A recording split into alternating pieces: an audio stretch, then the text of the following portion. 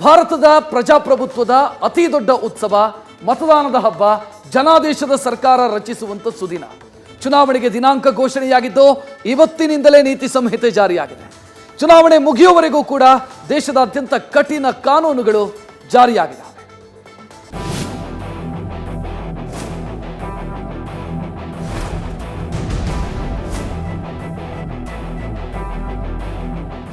ಇದು ಪ್ರಜಾಪ್ರಭುತ್ವದ ಹಬ್ಬ. ಲೋಕಸಭೆಗೆ ನಡೆಯುವ ಮಹಾಯುದ್ಧ. ಲೋಕಸಮರಕ್ಕೆ ಮುಹೂರ್ತ ಘೋಷಣೆಯಾಗಿದೆ. ದೋಷರಹಿತ ಚುನಾವಣೆ ನಡೆಸೋಕೆ ಆಯೋಗ ಕಠಿಣ ನಿಯಮಗಳನ್ನ ಜಾರಿ ಮಾಡಿದೆ.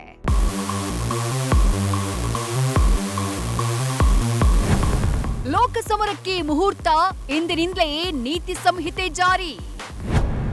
ಏನೆಲ್ಲ ನೀತಿ ನಿಯಮ, ಜಾರಿಯಾಗುವ ಕಠಿಣ ಕಾನೂನುಗಳೇನು? ಲೋಕಸಭೆ ಚುನಾವಣೆಗೆ ಮುಹೂರ್ತ ಪ್ರಕಟ ಬೆನ್ನಲ್ಲೇ ದೇಶದೆಲ್ಲೆಡೆ ಇವತ್ತಿನಿಂದಾನೇ ನೀತಿ ಸಂಹಿತೆ ಜಾರಿಯಾಗಿದೆ. ಇನ್ನು ದೇಶಾದ್ಯಂತ ನೀತಿ ಸಂಹಿತೆ ಜಾರಿಯಾಗಿದ್ದು, ಈ ನಿಯಮದ ಅಡಿ ಯಾವೆಲ್ಲ ಚಟುವಟಿಕೆಗಳಿಗೆ ನಿರ್ಬಂಧ ಇದೆ, ಜನಸಾಮಾನ್ಯರ ಮೇಲೆ ಈ ನಿಯಮಗಳು ಹೇಗೆ ಪ್ರಭಾವ ಬೀರುತ್ತವೆ ಅಂತ ನೋಡುವುದಾದ್ರೆ, ಸುಳ್ಳು ಸುದ್ದಿ ಹರಡುವವರ ವಿರುದ್ಧ ಕಠಿಣ ಕ್ರಮವನ್ನ ಕೈಗೊಳ್ಳುವುದಾಗಿ ಚುನಾವಣಾ ಆಯೋಗ ಹೇಳಿದೆ. ಚುನಾವಣೆ ವೇಳೆ ಮದ್ಯ, ಹಣ, ಗಿಫ್ಟ್ ಸಾಗಾಟದ ಮೇಲೆ ಕಟ್ಟೆಚ್ಚರ ವಹಿಸಲಾಗಿದೆ. ಸೂರ್ಯಾಸ್ತದ ಬಳಿಕ ಬ್ಯಾಂಕ್ ಹಣ ಸಾಗಾಟ ಮಾಡುವಂತಿಲ್ಲ. ಆನ್ಲೈನ್ ವಹಿವಾಟುಗಳ ಮೇಲೆಯೂ ಆಯೋಗ ಹದ್ದಿನ ಕಣ್ಣಿಟ್ಟಿದೆ. ಸೋಷಿಯಲ್ ಮೀಡಿಯಾಗಳ ಮೇಲೂ ತೀವ್ರ ನಿಗಾ ಇರಿಸಲಾಗಿದೆ. ಮತದಾರರಿಗೆ ಆಮಿಷ ಒಡ್ಡುವವರ ವಿರುದ್ಧ ಕ್ರಮ ಕೈಗೊಳ್ಳಲಿದೆ. ಪ್ರತಿಯೊಂದು ಚೆಕ್ ಪೋಸ್ಟ್ನಲ್ಲೂ ಕಟ್ಟೆಚ್ಚರ ವಹಿಸಲಾಗುತ್ತೆ. ಇನ್ನು ರೈಲ್ವೆ ನಿಲ್ದಾಣ, ಬಸ್ ನಿಲ್ದಾಣ, ಏರ್ಪೋರ್ಟ್ ಮೇಲೂ ಕೂಡ ನಿಗಾ ಇರಿಸಲಾಗಿದೆ. ಖಾಸಗಿ ಹೆಲಿಕಾಪ್ಟರ್ ಹಾಗೆ ಚಾರ್ಟರ್ಡ್ ಫ್ಲೈಟ್ಗಳ ಮೇಲೂ ಕೂಡ ಹದ್ದಿನ ಕಣ್ಣನ್ನ ಇಡಲಾಗುತ್ತೆ.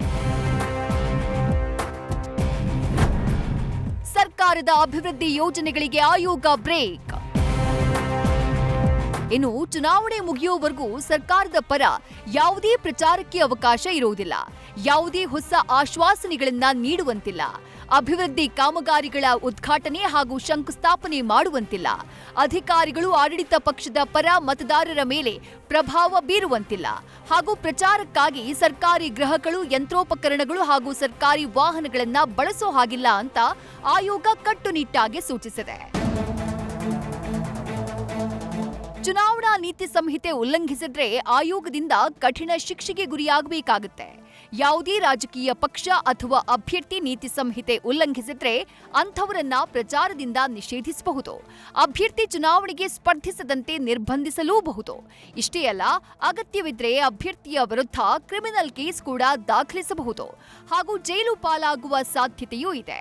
ನೀತಿ ಸಂಹಿತೆ ಕೇವಲ ರಾಜಕೀಯ ಪಕ್ಷಗಳಿಗೆ ಅಥವಾ ಅಭ್ಯರ್ಥಿಗಳಿಗೆ ಸೀಮಿತ ಅಲ್ಲ.